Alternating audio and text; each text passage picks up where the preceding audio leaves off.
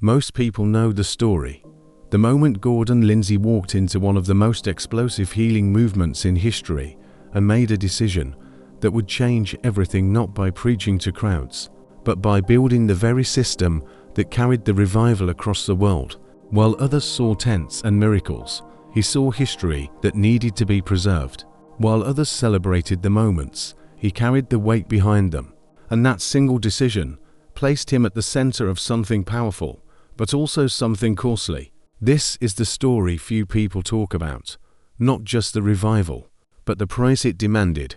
Before we dive in, make sure you like this video, subscribe to the channel, and share it with someone who needs to hear this story, because what you're about to discover might change the way you see purpose, sacrifice, and legacy forever. Now, let's step into the story.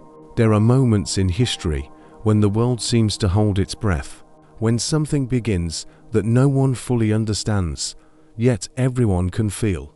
The early days of the healing revival movement were exactly like that.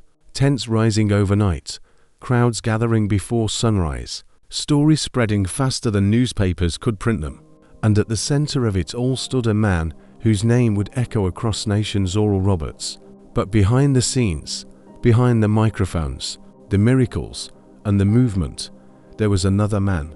A man who did not command the stage. A man who did not seek the spotlight. Yet without him, the revival might never have reached the world.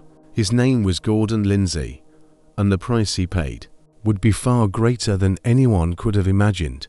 Before the crowds, before the global influence, before the weight of responsibility pressed him from every direction, Gordon Lindsay was simply a man with conviction. He was not born into fame. He was not raised with influence.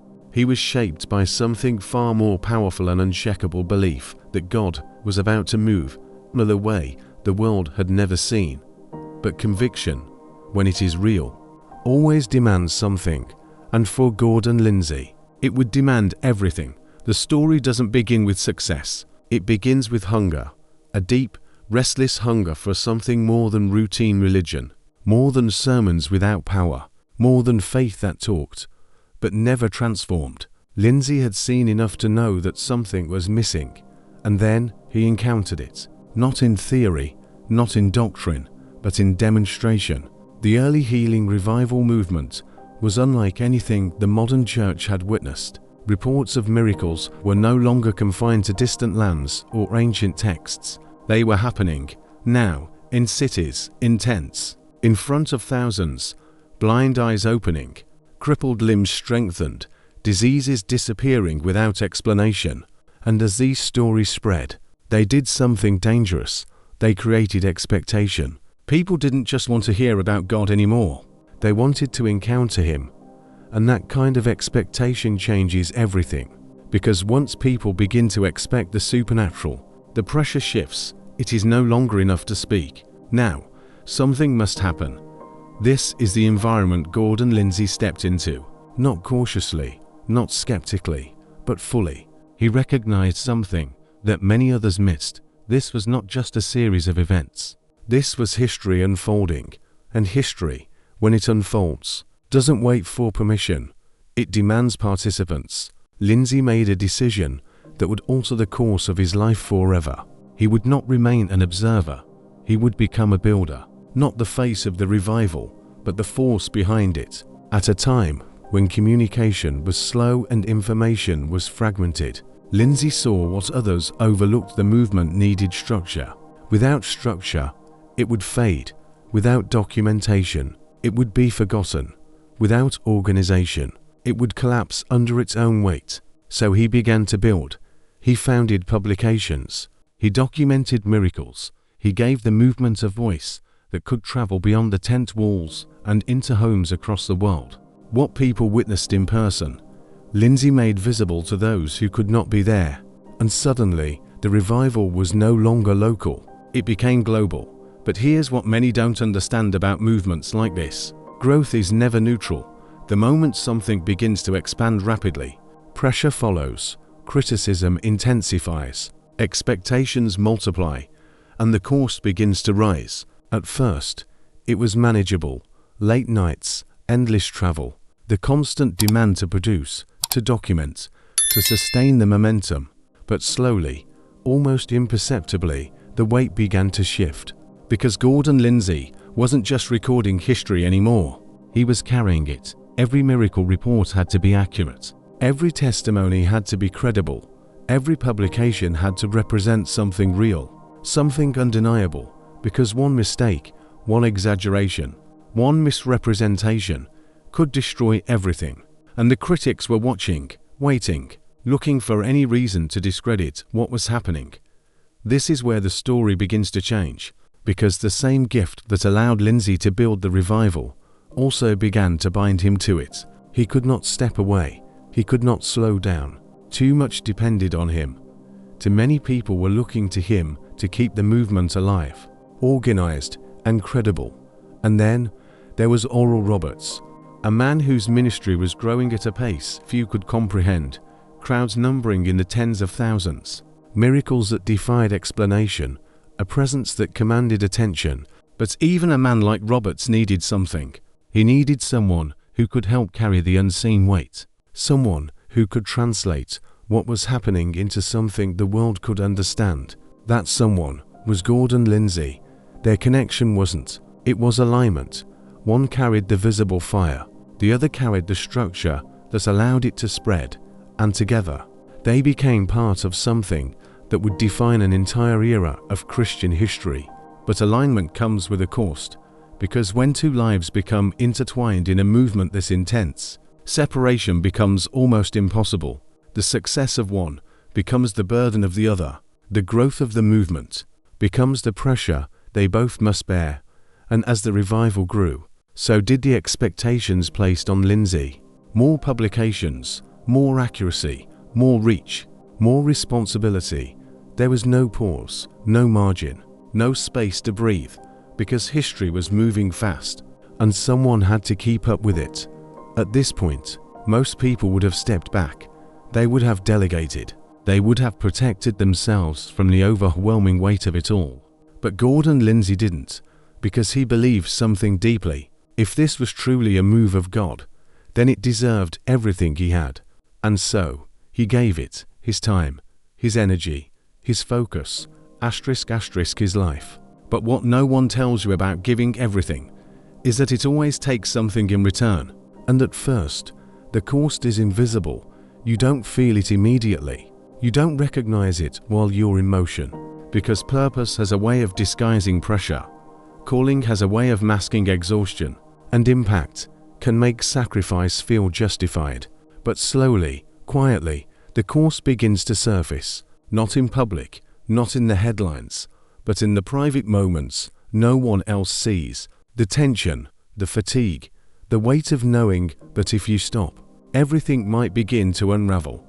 And this is where Gordon Lindsay found himself, at the center of something powerful, and yet increasingly, something heavy, because the revival was no longer just a movement. It had become a responsibility, and responsibilities, when they grow beyond what one person can carry, don't just stretch you, they begin to consume you. The world saw the miracles, the crowds, the undeniable evidence that something extraordinary was happening, but they did not see the course behind it. They did not see the man working relentlessly to ensure that what was happening could be sustained. They did not see the pressure building, day by day, decision by decision, expectation by expectation. And that's the part of the story that is often overlooked, because history remembers the visible moments, but it rarely remembers the invisible burden that made those moments possible. Gordon Lindsay was not just part of the revival. He was becoming its backbone, and backbones are not meant to be seen. They are meant to support, to hold everything together, no matter how heavy it becomes. But there's a limit to what any backbone can carry, and that limit was approaching, slowly, quietly, inevitably, because the very thing that made Gordon Lindsay indispensable was the same thing that would begin to break him. And as the revival reached new heights, the cost he was paying was only just beginning. Momentum is a powerful thing. Once it begins, it doesn't ask for permission to grow. It doesn't slow down to consider the people trying to keep up with it. It just moves, faster, wider, heavier, and by the time Gordon Lindsay realized just how far the revival had gone, there was no stepping out of it, because what had started as a calling was now becoming a system, a machine, a movement that required constant fuel to stay alive. At the center of it all, the name Oral Roberts was becoming impossible to ignore. His meetings were no longer just gatherings, they were events. Entire cities felt the impact. Newspapers couldn't keep up. Testimonies poured in from every direction. And with that level of visibility came something inevitable. Scrutiny, not quiet skepticism, not distant curiosity, but intense, relentless examination. Every miracle was questioned. Every claim was analyzed. Every detail was picked apart by critics who were determined to find fault. And when scrutiny rises, someone has to answer it. That someone was not the man on the stage. It was the man behind the scenes. Gordon Lindsay, because while Oral Roberts carried the visible weight of expectation, Lindsay carried the invisible weight of credibility. He became the bridge between what people experienced and what the world believed. And that bridge had to be strong, uncheckable, precise, because if it cracked, even slightly, the entire movement could lose its legitimacy. So Lindsay doubled down. He worked harder, documented more thoroughly, verified more carefully, published more consistently. He built systems to capture testimonies, processes to validate claims, structures to present the revival in a way that could withstand criticism. But here's the truth about pressure. It never stays at the same level. It escalates. What was once impressive becomes expected. What was once enough becomes insufficient. And what was once manageable becomes overwhelming. Soon, it wasn't just about reporting miracles. It was about defending them, explaining them, protecting them from distortion. And the more the revival grew, the more resistance it attracted. Religious leaders began to question it. Skeptics began to challenge it. Media outlets began to investigate it. Because anything that moves this fast, that impacts this many people, that disrupts the norm this dramatically, will always be met with opposition. And opposition has a way of doing something subtle but dangerous. It shifts your focus. Instead of simply building, you begin defending. Instead of advancing, you begin protecting. And that shift changes everything for Gordon Lindsay. This meant his role was no longer just about expansion. It was about preservation. He wasn't just telling the story anymore. He was guarding it. And guarding something of this magnitude comes at a cost. Because you don't just carry the success, you carry the responsibility of ensuring that success is real, authentic, and undeniable.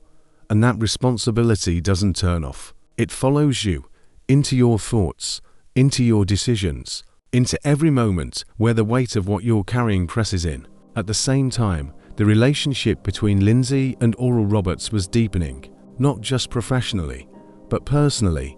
They were no longer just collaborators. They were connected by the same mission, driven by the same urgency, bound by the same reality, that what they were part of was bigger than both of them. But shared purpose can create shared pressure, because when two people are carrying something this significant, neither one can afford to fail. And that creates an unspoken tension, a silent understanding that the stakes are too high for mistakes, too high for missteps, too high for weakness. And so, both men pushed forward, relentlessly. The revival expanded into new territories, new audiences, new levels of influence. But with every new level, the demands increased, the expectations grew, the margin for error shrank, and Lindsay found himself in a position that few could understand.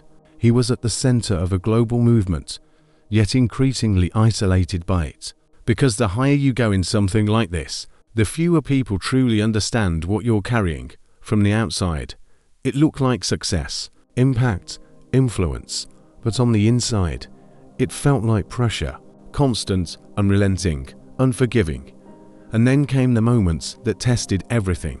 Moments where reports didn't align perfectly, where testimonies raised questions, where the line between faith and fact became harder to define. These were the moments Lindsay feared most, because he knew, If even one major claim was proven false, the consequences would be devastating, not just for the revival, but for everyone connected to it, including him. So he became even more meticulous, even more careful, even more consumed by the need to get everything right. But perfection is a dangerous standard because it demands more than most people can sustain. And when you're dealing with something as unpredictable as a revival, perfection is impossible.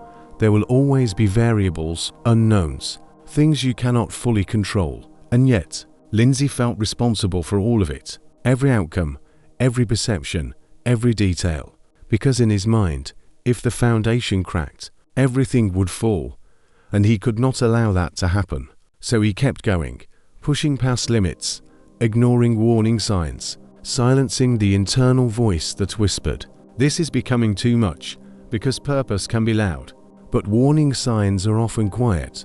They don't demand attention. They don't force you to stop. They simply exist, waiting for you to notice them.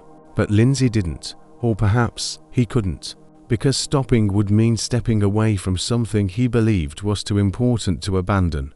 And so, the weight increased, not all at once, but steadily, day by day, decision by decision, until it was no longer just a responsibility. It was a burden, and burdens, when carried for too long without relief, begin to change you.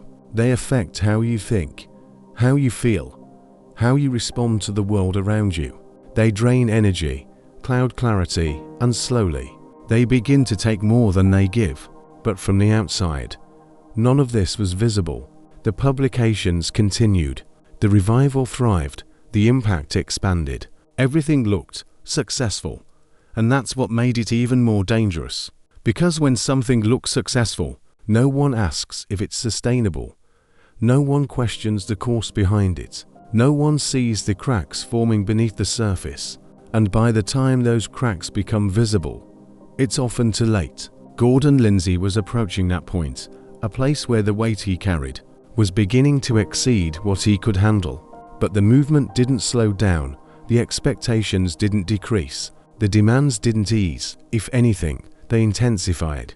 Because success doesn't reduce pressure, it multiplies it. And Lindsay was about to discover something that very few people ever realize until they're already in it. That the greatest challenge is not starting something powerful, it's sustaining it.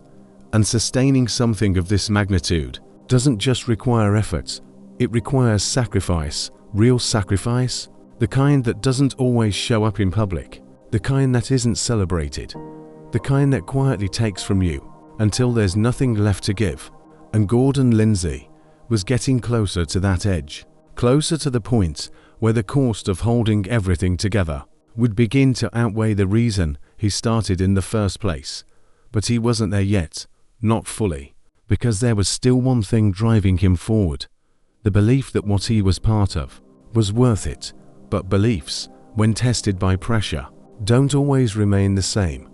And what happens when that belief begins to shake is where this story takes its most difficult turn. There is a moment in every great movement where the external pressure is no longer the greatest threat. It's the internal weight, the kind that doesn't come from critics, doesn't come from the media, doesn't come from opposition. It comes from within.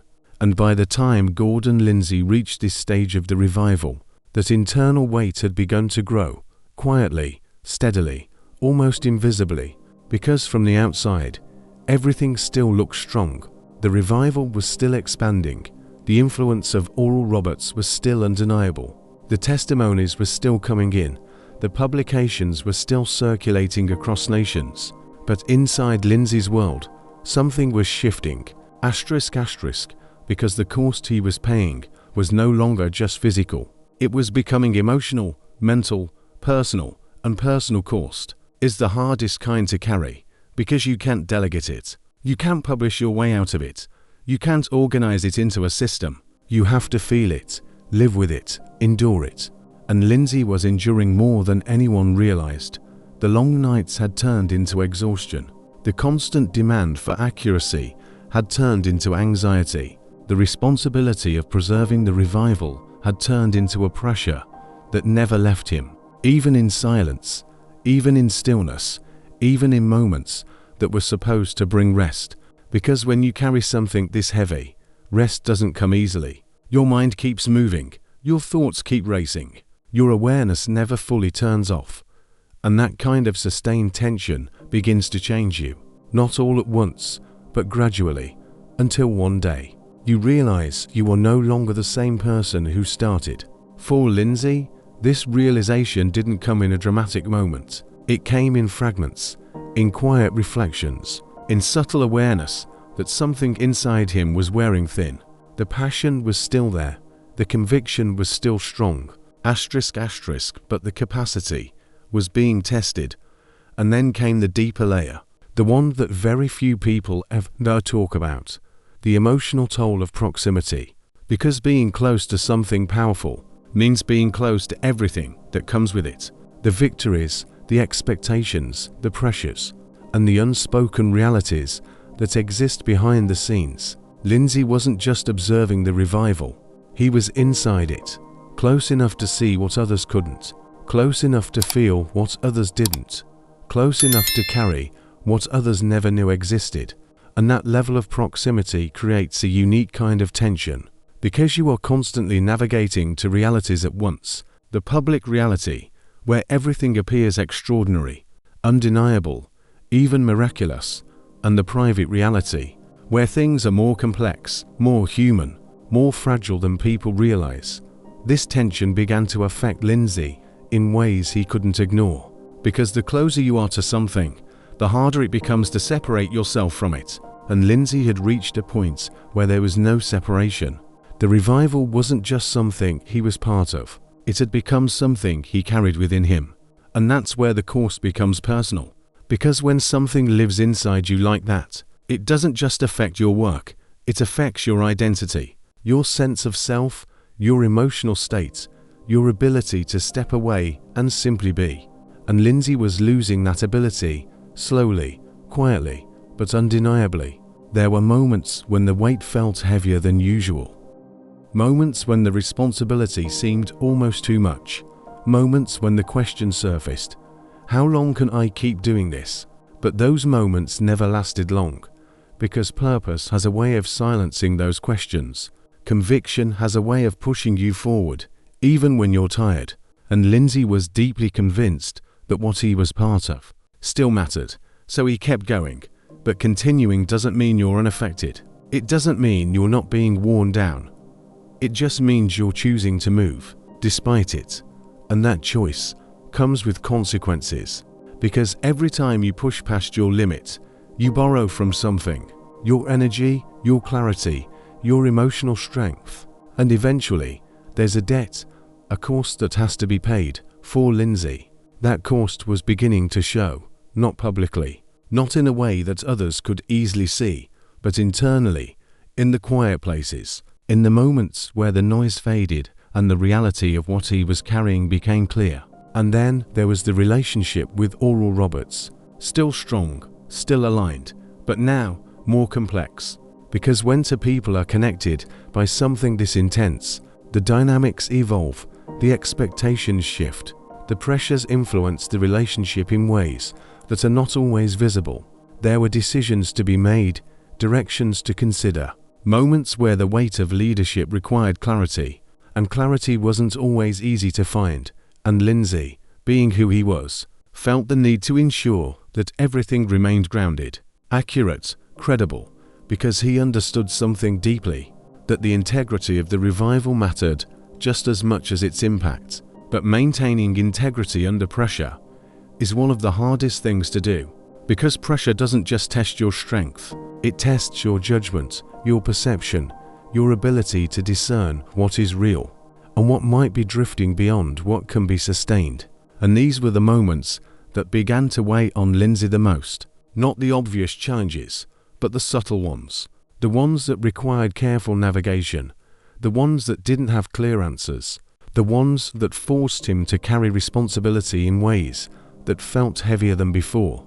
Because now, it wasn't just about building something powerful, it was about preserving something fragile.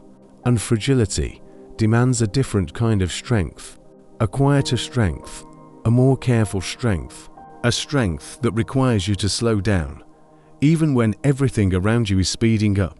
But the revival wasn't slowing down, the demands weren't easing, the expectations weren't decreasing, and Lindsay was caught in the middle of it all, trying to hold everything together, trying to maintain balance, trying to ensure that what they were part of remained true.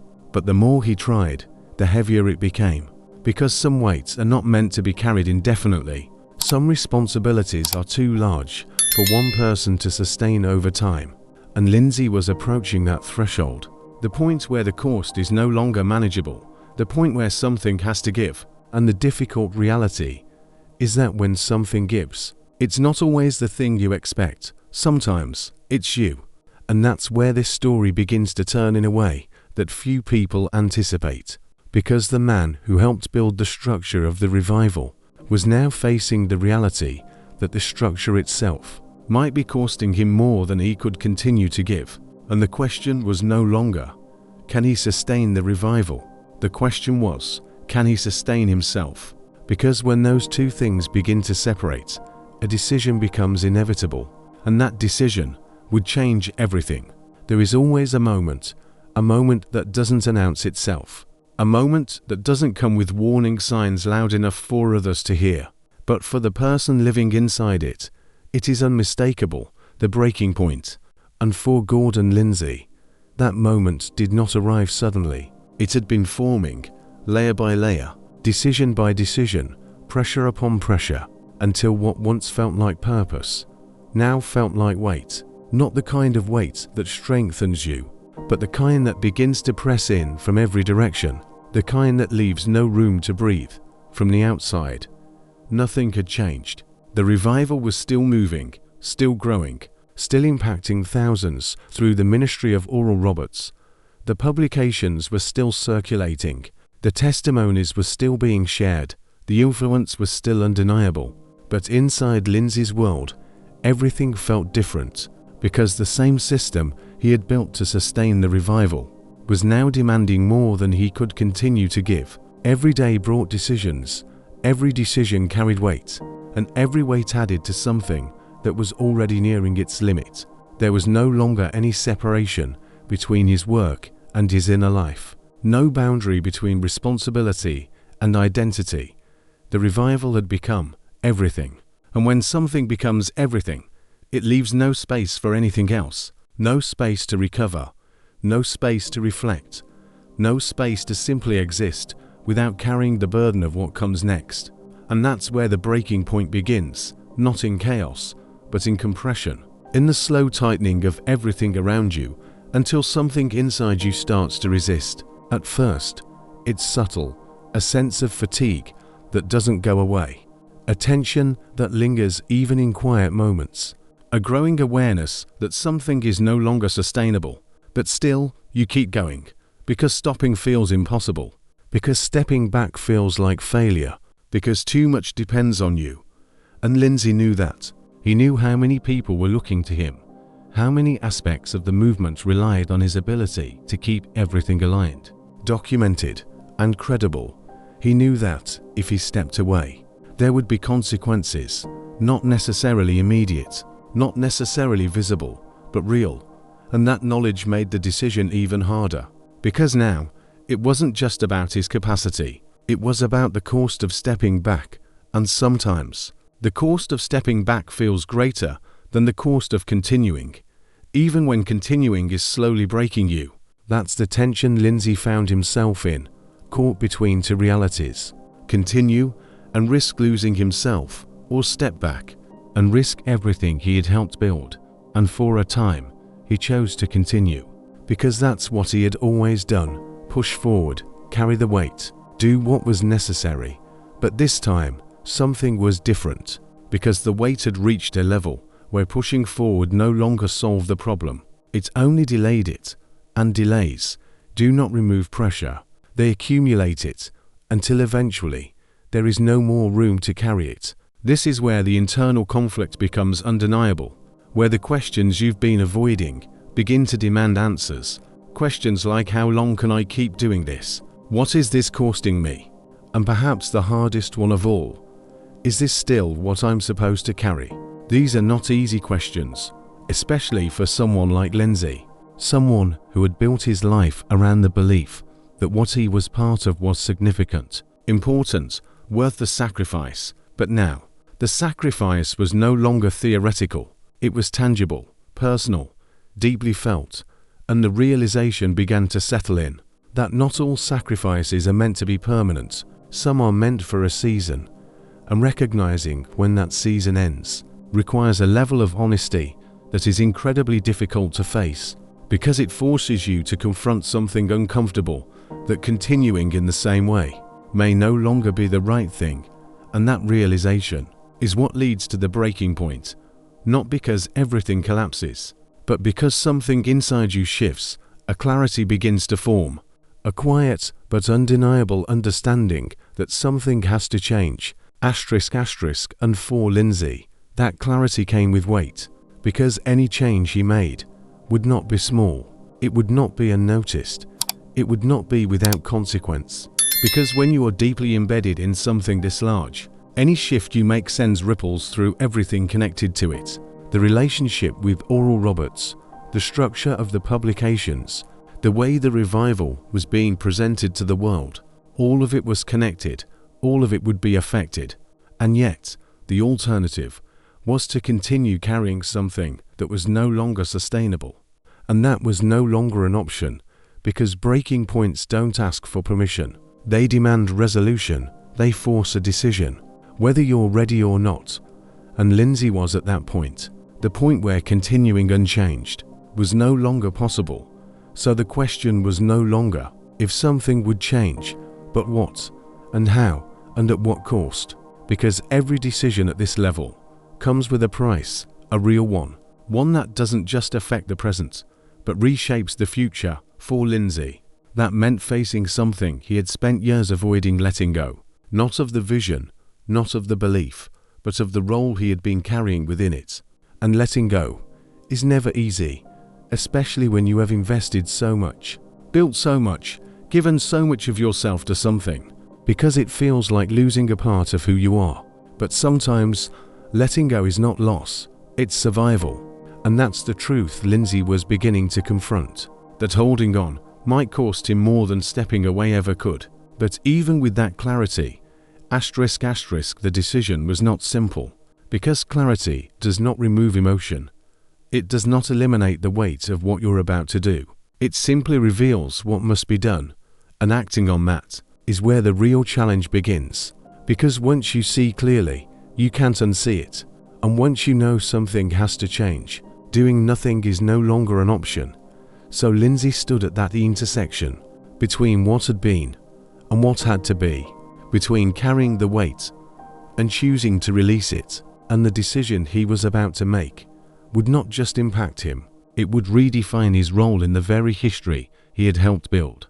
Because sometimes, the greatest contribution you can make to something is knowing when your role within it has reached its limit, and having the courage to step into what comes next, even when you don't fully know what that looks like, because what comes next is rarely as clear as what you're leaving behind, and that uncertainty is part of the cost, a cost that Gordon Lindsay was now ready to face. When people look back at great movements, they see the moments that made headlines, the crowds, the miracles, the undeniable sense that something extraordinary was happening. They see names like Oral Roberts and remember the power, the presence, the impact that defined an entire generation. But what history rarely shows is what it cost the people who carried it. Because behind every visible movement, there are invisible sacrifices. And for Gordon Lindsay, that course didn't end at the breaking point. In many ways, that's where it became fully visible. Stepping back didn't feel like relief at first. It felt like disorientation. Because when you have spent years at the center of something so intense, your life becomes structured around it. Your identity becomes connected to it. Your sense of purpose becomes defined by it. And when that connection shifts, there is a space left behind. A silence where there used to be noise. A stillness where there used to be constant movement. And that silence can be unsettling, because now you are left alone with everything you've been carrying. The exhaustion, the questions, the emotional weight that had been pushed aside for the sake of continuing, all of it surfaces, and for Lindsay, this was a different kind of challenge. Not the pressure of maintaining a movement, but the process of rediscovering himself outside of it. Because stepping away doesn't instantly restore what was lost. It reveals what has been depleted. Time, energy, clarity, even parts of your identity. And rebuilding those things takes time. But here's what makes this part of the story so important. This was not the end of Lindsay's impact. It was a transformation of it. Because while he may have stepped away from the weight he had been carrying, he did not step away from the purpose that had driven him in the first place. That purpose was still there, but now it needed a different expression, a different structure, a different pace. And this is where many people misunderstand legacy. They think it's defined by the moments of greatest visibility, the peak, the height, the point where everything seems most significant. But true legacy is often shaped in what comes after, in the quieter seasons, in the decisions that are not driven by pressure, but by clarity. And Lindsay began to move into that space, not with the same intensity, not with the same overwhelming demands, but with a deeper understanding of what it truly costs to sustain something meaningful. Because now, he knew, not theoretically, not from observation, but from experience. He understood the weight behind movements, the pressure behind influence, the cost behind impact, and that understanding changed how he moved forward. Because once you have paid a price like that, you don't operate the same way again. You become more aware, more intentional, more conscious of the balance between purpose and sustainability. And that awareness is part of the legacy he left behind. But there's another layer to this story, one that is often overlooked. Because while Lindsay stepped into a new phase, the movement itself continued. The revival did not stop. The influence of Oral Roberts continued to expand. The impact continued to reach new people, new places, new levels, and from the outside. It might seem like Lindsay's role was simply a chapter that ended, but that's not the full picture.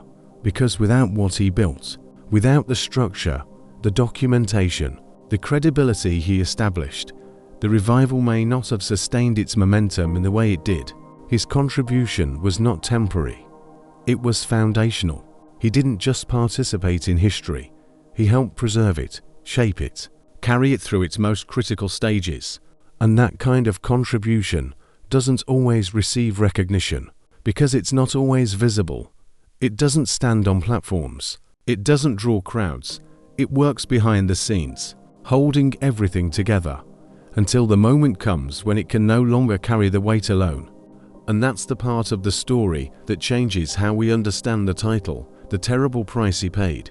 Because the price was not just in the work, it was not just in the pressure, it was in the personal cost, the internal weight, the seasons of exhaustion, the moments of tension that no one else could see, the reality of giving so much of yourself to something that you have to step back to recover what remains. And yet, even with that cost, there is something profound about Lindsay's story, because he didn't walk away bitter. He didn't abandon the purpose. He adjusted. He realigned. He allowed his role to evolve. And that takes a different kind of strength. The kind of strength that is not driven by momentum, but by wisdom. Because it's one thing to build something powerful. It's another thing entirely to know when to step back from it and trust that what you have built will continue without you carrying it in the same way. That kind of decision requires clarity, courage, and a willingness to accept that your role in something can change without losing its significance. And that is the legacy Gordon Lindsay leaves behind, not just as a builder of a movement, but as a man who understood the cost of carrying it and chose to respond in a way that preserved both the work and himself. Because in the end, the greatest tragedy would not have been stepping back. It would have been losing himself completely in the process of holding everything together. And that is the lesson hidden within this story. That purpose, no matter how powerful, was never meant to consume you entirely. That impact, no matter how significant, should not come at the cost of losing who you are. And that sometimes the most important decision you will ever make is not how far you can go, but how wisely you choose to continue. Because history will always celebrate the visible moments, the crowds, the miracles, the undeniable evidence that something extraordinary happened. But behind those moments, there are stories like this, stories of people who carried more than anyone realized, who gave more than anyone saw, who paid a price that history rarely tells. And yet, without them, there would be no story to remember. So when you hear the name Gordon Lindsay, don't just think of the revival. Don't just think of the movement. Think of the man who stood behind it, who held it together when it could have fallen apart, who carried the unseen weight until he reached the point where he had to make the hardest decision of all. And in doing so, left behind a legacy that is not just about what he built, but about what it truly cost to build it. Because some prices are not measured in what you gain, but in what you give, and Gordon Lindsay gave more than most will ever understand. In the end, the story of Gordon Lindsay is not just about a revival, it's about the unseen cost of carrying something greater than yourself. While the world remembers the fire of Oral Roberts and the power of the movement, few remember the man who held it together behind the scenes. Lindsay didn't just help build history, he bore the weight of it. Until wisdom demanded he choose sustainability over sacrifice. His legacy is a reminder that purpose is powerful, but it must never consume the person carrying it. If this story stirred something in you, don't just watch and move on. Like this video, subscribe to the channel, and share it with others. And most importantly, drop a comment below. What part of Gordon Lindsay's story impacted you the most?